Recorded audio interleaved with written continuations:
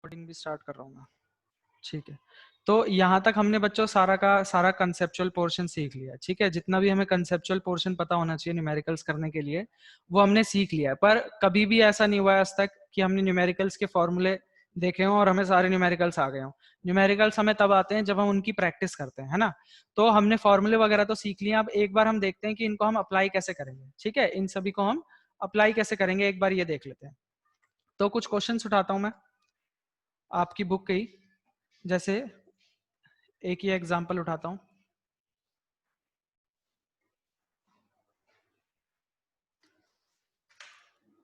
दिख रही है अभी तो सबको स्क्रीन? हाँ भैया। ठीक है, ये क्वेश्चन है बच्चों मेरा। कहता है an object 4 centimetre in size, एक ऑब्जेक्ट है जिसका साइज दिया हुआ है, साइज कितना है 4 सेंटीमीटर साइज है। ठीक है, अब ये देखो, ये बनाया मैंने मिरर, इस placed in front of a concave mirror. तो कॉनकेव मिरर बना देता हूं मैं, ये बना दिया मैंने कॉनकेव मिरर। ठीक है, इस कॉनकेव मिरर के आगे रखा हुआ है किसी ऑब्जेक्ट को। ये ऐसा ही रफ डायग्राम है, अभी मैं आपको बना के दिखा रहा हूं, बाद में जब आप न्यूमेरिकल्स करोगे तो आपको रफ डायग्राम बनाने की भी जरूरत नहीं पड़ेगी। ठीक है, तो कहता है एक ऑब्जेक्ट है जिसका साइज है 4 सेंटीमीटर। अब हमें पता है ऑब्जेक्ट को तो हम हमेशा ऊपर की तरफ रखते हैं ना, जितने भी हमने रे डायग्राम्स करे हैं ऑब्जेक्ट को हम हमेशा कैसे रखते हैं, ऊपर की तरफ रखते हैं। ठीक है, तो एक ऑब्जेक्ट है जिसका साइज है ये यहाँ रख दिया मैंने। अब जरूरी नहीं है यहाँ पर रखा हो, यहाँ रखा हो, यहाँ रखा हो, मैंने ऐसी रफ के लिए यहाँ रख दिया। ठीक है, ये मुझे क्या दिया है, ऑब्जेक्ट का साइज दिया है। एक ऑब्जेक्ट है उसका मुझे क्या दिया है, साइज दिया है। तो मैं क्या ये बोल सकता हूँ कि मुझे हाइट ऑफ ऑब्जेक्ट दी है, हाइट ऑफ ऑब्जेक्ट मुझे क्या दी है 4 सेंटीमीटर। ठीक है, प्लस में। हाँ, और इसके बाद हम इसमें साइन कन्वेंशन भी अप्लाई करेंगे। हमें पता है ऊपर की तरफ नापे गए सभी डिस्टेंस क्या होते हैं, प्लस में होते हैं, इसलिए मैंने इसके आगे प्लस का साइन लगा दिया। ठीक है, अब अगली बात देखो क्या कहता है, एन ऑब्जेक्ट जिसका इतना साइज है इस place 25 centimetre in front of a concave mirror. एक ऑब्जेक्ट है जिसका साइज इतना है और उस ऑब्जेक्ट को रखा कितनी दूर है, 25 सेंटीमीटर दूर रखा गया ऑब्जेक्ट को।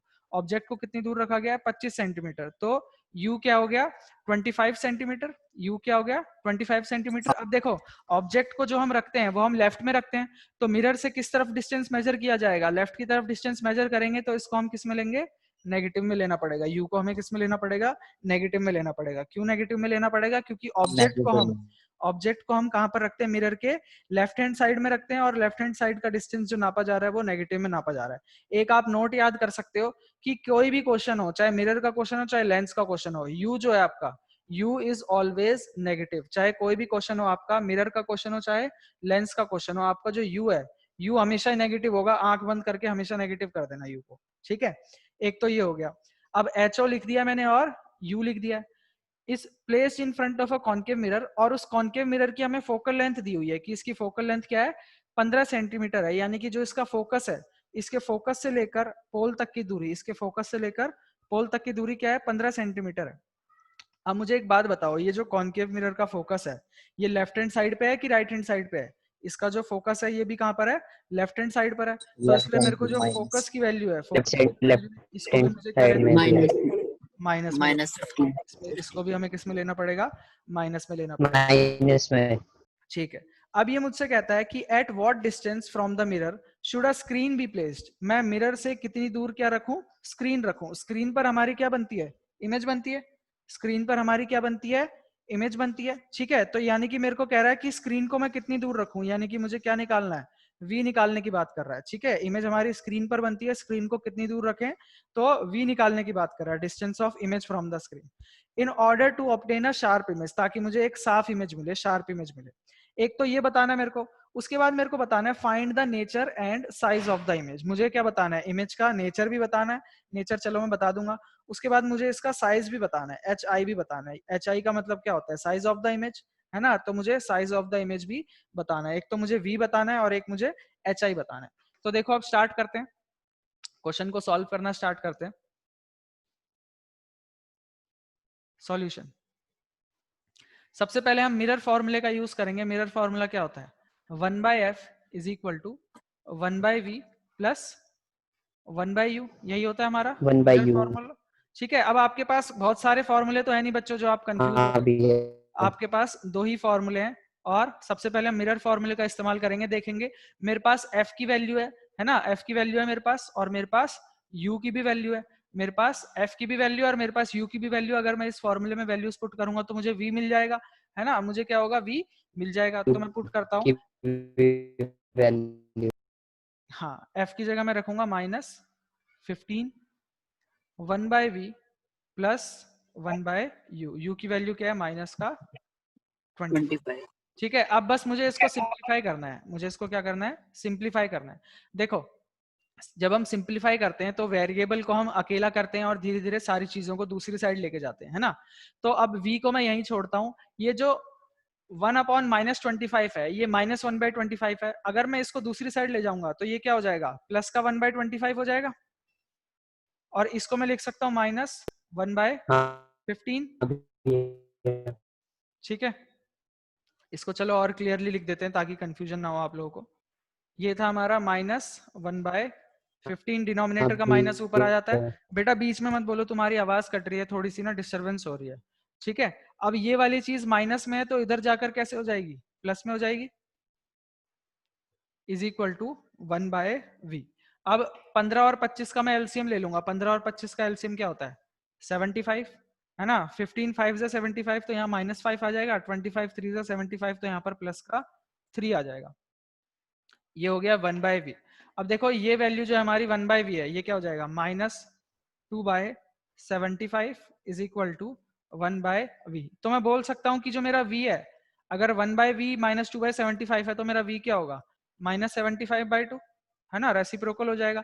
यहाँ से जो मेरा v है वो क्या आ जाएगा, -37.5 सेंटीमीटर। ठीक है, v मेरा क्या आ जाएगा, -37.5 सेंटीमीटर। एक चीज मैंने निकाल ली है। ठीक है, एक चीज जो मुझे निकालनी थी, उस दो चीजों में से मैंने एक चीज क्या कर लिया, निकाल ली है। अब उसके बाद मेरे को निकालना है HI। अब इसके बाद मेरे को क्या निकालना है, HI निकालना है। तो देखो बच्चों, मैंने अभी अभी आपको बताया था कि m is equal to -v/u होता है और HI/HO भी होता है। ठीक है, अब देखो मुझे m की वैल्यू तो नहीं पता, हालांकि मैं m की वैल्यू निकाल सकता हूँ, मेरे पास v भी है, मेरे पास u भी है, तो मैं m की वैल्यू निकाल सकता हूँ। पर उसको निकालने की जरूरत नहीं है, अब ये तीनों चीजें बराबर हैं तो मैं इन दो को भी तो लेके चल सकता हूँ।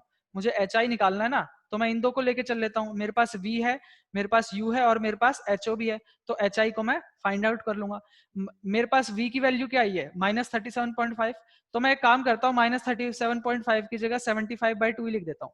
अब देखो बच्चों, यहाँ पर आपको बहुत ध्यान से समझना है, यहाँ पर आपको बहुत ध्यान से समझना है, ये जो माइनस है ये फॉर्मूले का माइनस है, ये मैंने लगा दिया। ये जो आपका माइनस है क्या है, फॉर्मूले का माइनस है, इसको मैंने लगा दिया।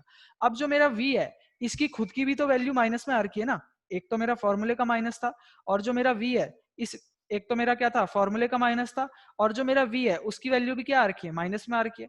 कई बार प्लस में भी आ सकती है, कई बार माइनस में भी आ सकती है।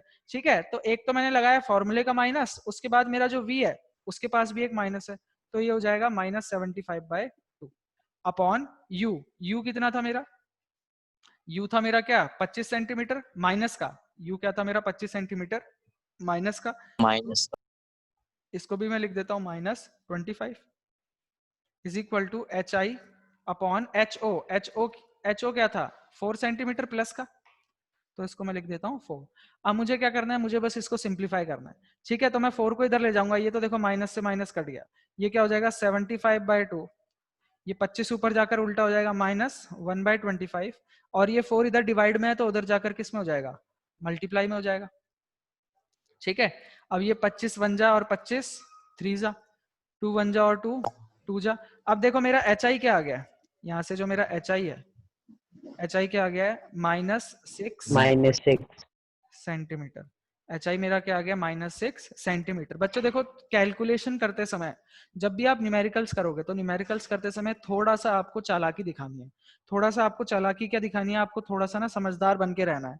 जैसे कि अगर मैं v की जगह -37.5 रखता तो डेसिमल को सॉल्व करने में मुझे दिक्कत आती। मुझे पता है कि 37.5 तो क्या है मेरा, 75/2 से ही आया ना, तो मैं क्यों ना उसको 75/2 ही रखूं। इससे क्या हुआ, इससे क्या हुआ, मेरे आगे कैलकुलेशन देखो कितनी आसान हो गई।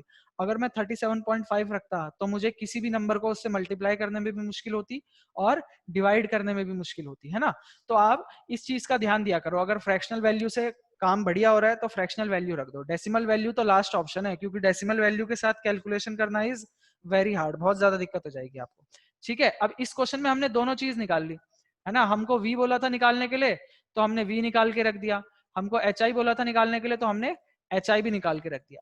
अब एक बात इसने मुझसे और पूछी थी, ये निकल गया मेरा। एक चीज इसने और पूछी थी मेरे से कि मुझे नेचर बताओ कि जो हमारी इमेज बनी है उस इमेज का नेचर कैसा होगा। अब नेचर मुझे पता है कि नेचर तो दो ही होते हैं, एक तो होता है रियल एंड इन्वर्टेड और एक होता है वर्चुअल एंड इरेक्ट। पर अब मैं नेचर बताऊं कैसे इसका, रियल एंड इन्वर्टेड होगा या वर्चुअल एंड इरेक्ट होगा। तो बच्चों देखो, जो भी आपके पास वैल्यूज आई है हम उस पर थोड़ा सा ध्यान देंगे, हम उस पर क्या करेंगे, थोड़ा सा ध्यान देंगे। देखो जो मेरा v आया है, जो मेरा v आया है ये किस में आया है, प्लस में आया कि माइनस में आया। माइनस में। हमारा जो v है माइनस वो नेगेटिव आया। v नेगेटिव आने का मतलब क्या है, v नेगेटिव आने का मतलब क्या है कि हमारी इमेज किस तरफ बनी होगी। v नेगेटिव आने का मतलब क्या है, इमेज हमारी लेफ्ट में बनी होगी या राइट में बनी होगी। लेफ्ट में। लेफ्ट में बनी होगी। लेफ्ट में। और लेफ्ट में बच्चों कौन सी इमेज बनती है, लेफ्ट साइड में कौन सी रियल इमेज एंड बनती है, इन्वर्टेड। रियल इमेज बनती है ना, रियल एंड इन्वर्टेड। रियल और जो भी इमेज मेरी रियल होती है वो क्या होती है, इन्वर्टेड होती है। तो देखो एक तो मैंने बोल दिया कि हम क्या बोल सकते हैं, since v is negative the image is real, जो मेरी इमेज है वो रियल होगी। अच्छा एक चीज और देख सकता हूं मैं, अगर मुझे वहां से कंफर्म नहीं हुआ तो मैं यहां से भी कंफर्म कर सकता हूं। जो मेरा hi है, hi जो है वो नेगेटिव है। नेगेटिव होने का मतलब क्या है कि जो हमारी इमेज है वो ऐसे खड़ी होगी या ऐसे खड़ी होगी। नेगेटिव होने का मतलब क्या है, ऊपर को खड़ी होगी या नीचे को खड़ी होगी। नीचे। इमेज हमारी नीचे को। नीचे को खड़ी होगी। और नीचे को जो खड़ी होती है, नीचे का मतलब क्या है, उल्टा। और उल्टी वाली को ही हम क्या बोलते हैं, इन्वर्टेड बोलते हैं ना। उल्टी इमेज को हम क्या बोलते हैं, इन्वर्टेड बोलते हैं। जो सीधी होती है उसको तो हम इरेक्ट बोलते हैं। तो हमारी इमेज क्या है, इन्वर्टेड है। और इन्वर्टेड इमेज हमेशा कैसी होती है, रियल होती है। तो हम दोनों तरफ से कहीं से भी कंफर्म कर सकते हैं। Since v is negative the image is real and since hi is negative the image is, बच्चों म्यूट कर लो आप लोग, आपकी आवाज आ रही है, द इमेज इज इन्वर्टेड। ठीक है, तो मैं दोनों में से किसी भी एक जगह से कंफर्म कर सकता हूं या दोनों भी जगह से कंफर्म कर सकता हूं। मैंने बोला कि मेरा जो v है वो नेगेटिव है। नेगेटिव होने का मतलब क्या है कि मेरी इमेज कहां बनी होगी, लेफ्ट में बनी होगी, यानी कि मिरर के सामने बनी होगी। मिरर के सामने जो भी इमेज बनती है वो इमेज कैसी होती है, रियल इमेज होती है। ठीक है, एक तो मुझे यहाँ से कंफर्म हो गया। और जो रियल इमेज होती है वो हमेशा इन्वर्टेड होती है, ये हमने पहले ही बता दिया था। दूसरा हमको यहाँ से भी कंफर्म कर सकते हैं हम कि मेरा जो hi है, hi मेरा क्या है, नेगेटिव है, यानी कि मेरी जो इमेज है वो उल्टी है। इमेज जो है मेरी वो क्या है, उल्टी है, इन्वर्टेड है। और जो भी इन्वर्टेड इमेज होती है वो हमेशा क्या होती है, रियल होती है।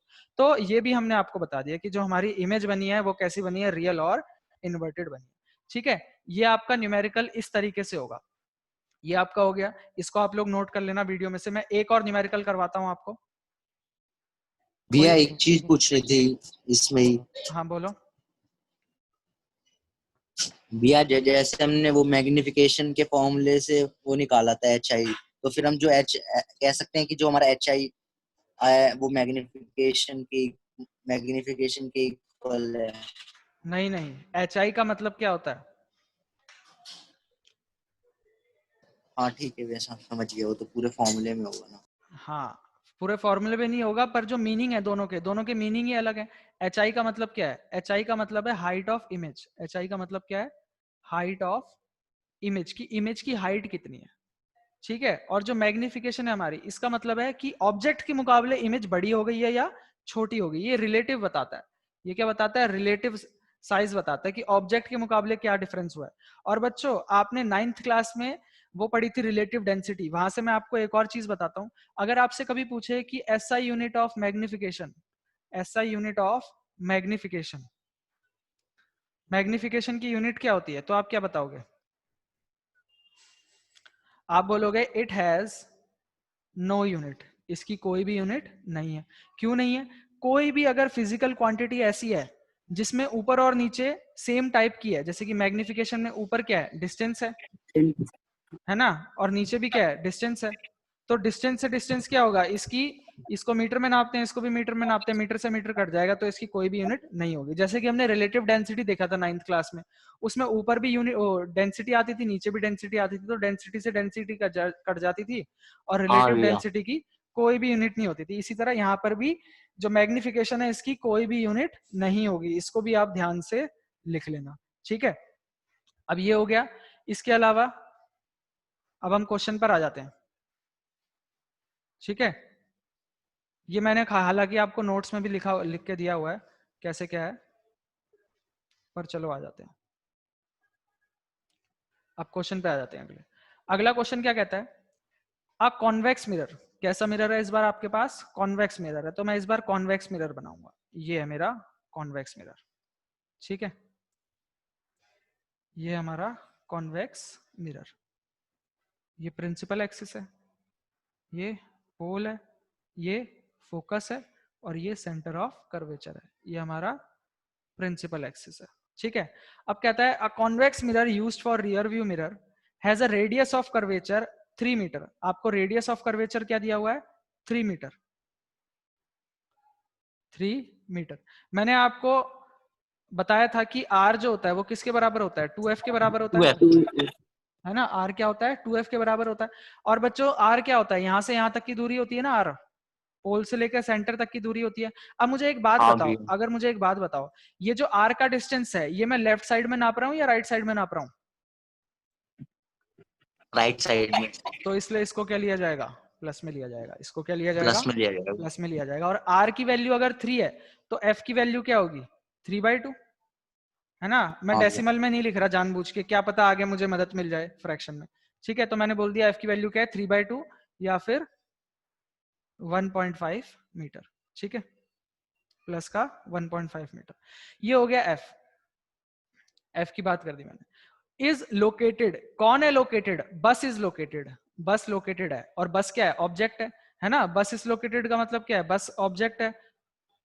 और ऑब्जेक्ट को तो हम हमेशा कहां पर रखते हैं, ऑब्जेक्ट को हम हमेशा कहां पर रखते हैं, लेफ्ट में रखते हैं। और लेफ्ट की तरफ मेजर किए गए सारे डिस्टेंस नेगेटिव में होते हैं। इसके अलावा मैंने आपको नेगेटिव। पॉइंट भी लिखवा दिया कि u तो हमेशा हाँ नेगेटिव होगा, कोई भी मिरर आ जाए, कोई भी लेंस आ जाए, u तो आपको हमेशा ही नेगेटिव लेना है।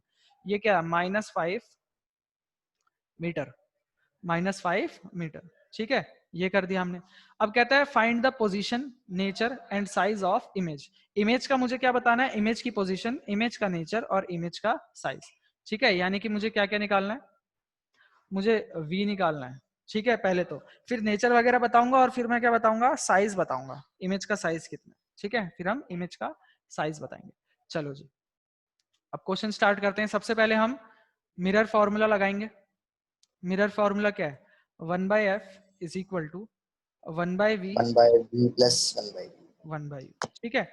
1/f की जगह मैं क्या लिख सकता हूँ, 1/3/2, ठीक है।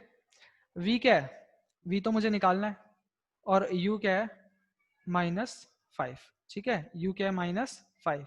अब v की वैल्यू निकालनी है, ये वाला इस साइड माइनस का है तो इस साइड आके क्या हो जाएगा, प्लस का। और ये 1/3/2 को मैं क्या लिख सकता हूँ, 2/3, 2/3। ये माइनस का इधर आके प्लस का हो जाएगा, इज इक्वल टू 1/v, ठीक है।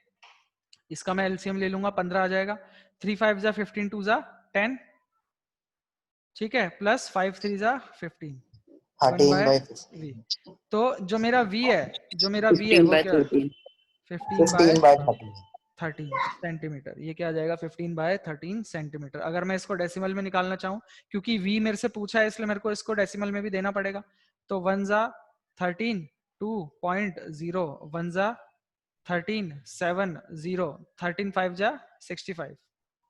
तो हमारा v क्या आ गया, 1.15 सेंटीमीटर। सॉरी, मीटर में बात चल रही है ना, तो मीटर, ठीक है। ये हमने निकाल लिया v। अब देखो बच्चों, ये जो आपका क्वेश्चन है ना, ये आपका क्वेश्चन एनसीईआरटी में इनकरेक्ट है। ये जो आपका क्वेश्चन है वो एनसीईआरटी में क्या है, इनकरेक्ट है। इनकरेक्ट क्यों है, इनकरेक्ट बच्चों इसलिए मैं आपको बताता हूँ। इसने आपको बोला है निकालने के लिए साइज ऑफ इमेज, इसने आपको बोला है क्या निकालने के लिए, साइज ऑफ इमेज। पर इस क्वेश्चन में इस गिवन डेटा के साथ मैं साइज ऑफ इमेज नहीं निकाल सकता। इस क्वेश्चन में इस गिवन डेटा के साथ मैं साइज ऑफ इमेज इसको मैं नहीं निकाल सकता, ठीक है। इसने बोला है मुझसे साइज ऑफ इमेज निकालने के लिए, लेकिन ये असल में आपसे निकलवाना क्या चाहता है, मैग्निफिकेशन, ठीक है। इसने इसको ढंग से फ्रेज नहीं करा है। असल में यहाँ पर आपसे निकलवाना क्या चाहता है, ये मैग्निफिकेशन, क्योंकि साइज ऑफ इमेज में निकाल ही नहीं सकता। हमें पता है कि m is equal to -v/u is equal to HI/HO होता है। अगर मैं इतने हिस्से को ले लूं तो मेरे पास v तो है, मेरे पास u भी है, इसको तो मुझे फाइंड आउट करना है। अब उसके लिए मेरे पास हाइट ऑफ ऑब्जेक्ट तो होनी चाहिए, हाइट ऑफ ऑब्जेक्ट उसने मुझे दी ही नहीं, तो मैं hi को निकाल ही नहीं सकता। अब अगर मैं सोचूं कि पहले मैं मैग्निफिकेशन निकाल लेता हूं, तो कोई बात नहीं, आप इसका यूज करके मैग्निफिकेशन निकाल लो, तो आपका क्या होगा, m is equal to hi/ho होगा। तो आपके पास मैग्निफिकेशन तो होगी, ये आपको निकालना है, पर हाइट ऑफ ऑब्जेक्ट तो आपके पास अभी भी नहीं है ना। हाइट ऑफ इमेज निकालने के लिए आपके पास हाइट ऑफ ऑब्जेक्ट होनी ही चाहिए, ठीक है। तो इस क्वेश्चन में हम साइज ऑफ इमेज नहीं निकाल सकते, इस क्वेश्चन में हम साइज ऑफ इमेज नहीं निकाल सकते, हम रिलेटिव साइज निकाल सकते हैं। क्या निकाल सकते हैं, रिलेटिव साइज निकाल सकते हैं। और ये जो क्वेश्चन सॉल्व किया गया है, ये आपका एनसीईआरटी का क्वेश्चन है, पहला एग्जांपल है। देखो इसने सॉल्व करा है, दिख रहा होगा सबको। इसने भी आपको एंड में क्या निकाल के दिया है, इसने भी आपको देखो मैग्निफिकेशन ही निकाल के दिया है, ठीक है। और बोलता है क्या कि smaller in size by a factor of this. इसने भी आपको साइज ऑफ इमेज निकाल के नहीं दिया, क्योंकि इसका साइज निकल ही नहीं सकता। इसकी गलती क्या थी कि इसको थोड़ा सा ढंग से फ्रेज करना चाहिए था। हम साइज ऑफ इमेज नहीं निकाल सकते, हम रिलेटिव साइज निकाल सकते हैं, यानी कि हम मैग्निफिकेशन निकाल सकते हैं। तो हम मैग्निफिकेशन निकालते हैं, चलो। मैग्निफिकेशन क्या होती है, -v/u, ठीक है। अब v कितना आया मेरा, अब देखो या तो मैं डेसिमल वैल्यू लूं, ठीक है, पर मैं डेसिमल वैल्यू लूंगा नहीं, अभी अभी मैंने सीखा था। मैं एक काम करता हूँ, 15/13 लिखता हूँ, ये फॉर्मूले का माइनस है 15/13। और u कितना है, u हमारा कितना है, 5 है, u हमारा क्या है, 5 है, माइनस का 5। तो m क्या हो जाएगा, -15/13 इंटू -1/5, ठीक है, ये क्या हो जाएगा 3। तो मैग्निफिकेशन हमारी क्या आ जाएगी, 3/13। 3/13 को मैं सॉल्व कर लेता हूं, ये लगाया 2 जा 26, 3 जा 39, दो डेसिमल प्लेस तक ही निकालते हैं हम। तो मैग्निफिकेशन क्या आ जाएगी, माइनस माइनस प्लस हो जाएगा 0.23। मैग्निफिकेशन क्या आ जाएगी हमारी 0.23, और इसकी कोई यूनिट तो होती ही नहीं, ठीक है। ये हमारी मैग्निफिकेशन आ गई, और ये हमारा डिस्टेंस आ गया इमेज का। एक चीज और रह गई हमारी, नेचर निकालना रह गया। क्या निकालना रह गया हमको, नेचर और बताना है इसका। तो देखो नेचर बता देते हैं हम। अब बताओ, जो मेरा v है, जो मेरा v है, ये v क्या है, पॉजिटिव आया या नेगेटिव आया, v क्या है हमारा, पॉजिटिव। पॉजिटिव आया। पॉजिटिव आने का मतलब क्या है, पॉजिटिव आने का मतलब क्या है कि हमारी इमेज किस साइड बन रही होगी, राइट साइड बन रही होगी, मिरर के पीछे की साइड बन रही है। और जो भी इमेज मिरर के पीछे बनती है वो कैसी होती है, वर्चुअल होती है, वर्चुअल। ठीक है। तो हम बोल सकते हैं कि since v is positive the image is virtual and erect. जो हमारी इमेज है वो क्या है, वर्चुअल एंड इरेक्ट। एक चीज बच्चों मैं आपको मैग्निफिकेशन के बारे में और बता देता हूं। मैंने आपको मैग्निफिकेशन के बारे में बोला था कि m अगर 1 से बड़ा होगा तो मेरी इमेज क्या है, इमेज हमारी क्या बनती है, पहले के मुकाबले लार्ज हो जाती है ना। m अगर 1 से छोटा है तो पहले के मुकाबले मेरी जो इमेज है वो क्या हो जाती है, स्मॉल हो जाती है ना। और मैंने आपको बताया कि अगर मेरा m1 आ गया तो इसका मतलब क्या है कि जो मेरी इमेज है वो ऑब्जेक्ट के मुकाबले क्या है, सेम। ये 3 चीज बताई मैंने आपको। 2 चीज मैं आपको और बता देता हूँ। अगर कभी भी आपका m पॉजिटिव आ जाए, अगर कभी भी आपका m पॉजिटिव आ जाए, इसका मतलब जो आपकी इमेज है वो कैसी है, इरेक्ट है। और कभी भी अगर आपका m नेगेटिव आ जाए तो इसका मतलब आपकी इमेज कैसी है, इन्वर्टेड है, ठीक है। अगर पॉजिटिव आ गया तो इमेज आपकी इरेक्ट है, मतलब सीधी है, ठीक है। और कभी भी अगर आपका m नेगेटिव आ गया, इसका मतलब आपकी इमेज कैसी है, इन्वर्टेड है, यानी कि उल्टी है, ठीक है। यहाँ पर हमारा m क्या आया था, पॉजिटिव आया था, तो यहाँ से भी हम पता लगा सकते थे कि हमारी इमेज कैसी होगी, इरेक्ट होगी, और जो भी इरेक्ट होती है वो वर्चुअल होती है। ये क्वेश्चन क्लियर है सभी को? एक बार ये पूरा पूरा फिर से करवा दो, मेरा नेट स्लो था, चल नहीं रहा था। चलो कोई बात नहीं, एक बार फिर से करवा देता हूँ। देखो हमें कहता है कि एक कॉन्वेक्स मिरर है हमारे पास। कैसा मिरर है, कॉन्वेक्स मिरर है, और ये एक रियर व्यू मिरर है। इसका रेडियस ऑफ कर्वेचर दिया हुआ है 3 मीटर, ठीक है। तो रेडियस हमने ले लिया 3। अब रेडियस किस साइड होगा, इसके राइट हैंड साइड पे होगा। इसका रेडियस किस साइड है, राइट हैंड साइड है, इसलिए हमने इसको प्लस में ले लिया। रेडियस हमने 3 लिया है, तो हमारा एफ क्या होगा, उसका आधा होगा, यानी कि प्लस का 1.5 होगा। उसके बाद कहता है एक बस है 5 मीटर दूर खड़ी है, ठीक है। बस क्या, हमारी बस तो क्या होती है, ऑब्जेक्ट होती है। बस को हमने यहाँ खड़ा करा हुआ है, अब यहाँ खड़ा करा है, हमेशा लेफ्ट में खड़ा करते हैं, तो लेफ्ट की तरफ मेजर किया गया डिस्टेंस क्या होता है, यू हमारा क्या आ जाएगा, नेगेटिव में आ जाएगा। और मैंने आपको वैसे ही बता रखा है कि यू तो हमारा हमेशा नेगेटिव में ही आएगा।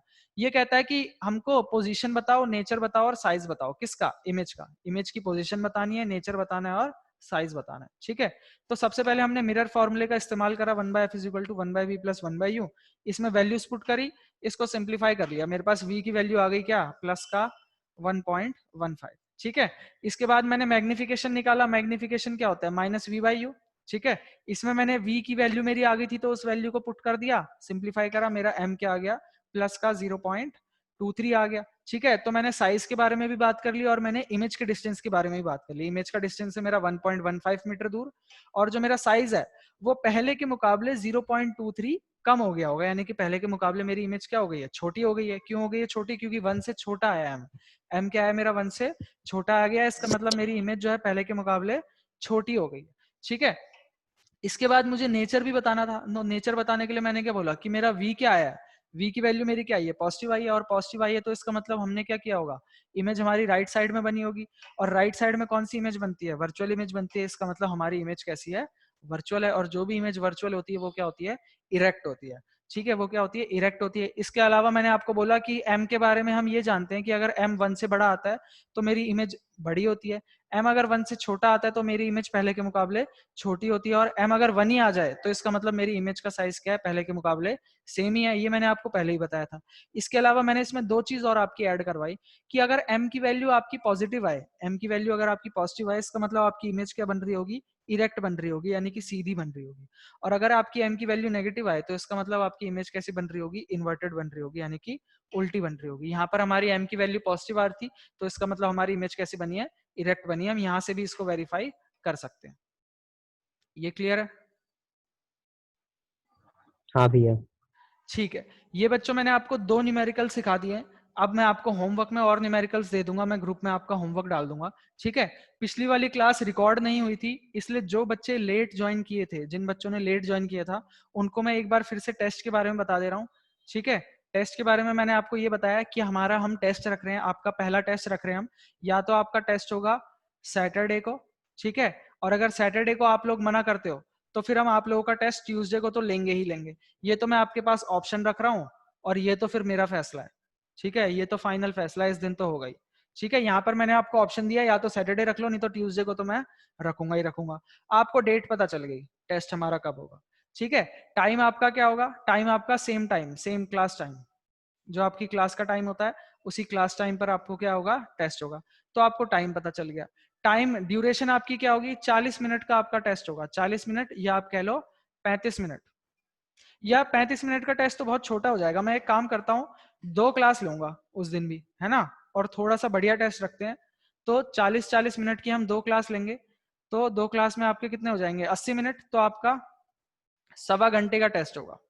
ये आपकी ड्यूरेशन हो गई, 1.25 घंटे का आपका क्या होगा, टेस्ट होगा, ठीक है। आप सभी को अपनी वीडियो ऑन रखनी है, सभी बच्चों को अपनी क्या रखनी है, वीडियो उस दिन ऑन रखनी है, ठीक है। इसके अलावा जो आपका सिलेबस है, सिलेबस आपका होगा till reflection, till reflection, reflection तक का होगा, रिफ्लेक्शन तक का हम कंसेप्चुअल पार्ट पूरा खत्म कर चुके हैं। मैंने आज आपको न्यूमेरिकल्स भी सिखा दिए हैं, जो भी न्यूमेरिकल्स में डाउट होंगे सैटरडे की क्लास में हम उनको डिस्कस कर लेंगे, तो आपका टेस्ट इसका मतलब ट्यूसडे को ही है, ठीक है। सैटरडे को हम इसका डिस्कशन कर लेंगे, पूरी सैटरडे की क्लास में हम न्यूमेरिकल्स डिस्कस कर लेंगे, ठीक है। सिलेबस आपको पता चल गया टिल रिफ्लेक्शन, और टिल रिफ्लेक्शन तक के मैंने आपको नोट्स भी प्रोवाइड कर दिए हैं, तो उसकी भी कोई दिक्कत नहीं है, नोट्स भी लर्न कर लेना, ठीक है। ये बात हो गई। और एक आप लोगों से रिक्वेस्ट है कि आप प्लीज अपने पेरेंट्स को भी अपने साथ में बिठाना, आप लोग ये इंश्योर करना और अपने पेरेंट्स से ये बुलवा देना कि सर हम इसके साथ बैठे हुए हैं, आपके फादर, ठीक है, या आपकी मदर, या आपका भाई, या आपकी बहन, कोई भी एक इंसान आपको सामने देख रहा हो और आपको मॉनिटर कर रहा हो। हालांकि मैं भी आपको मॉनिटर करूंगा वीडियो कॉल से,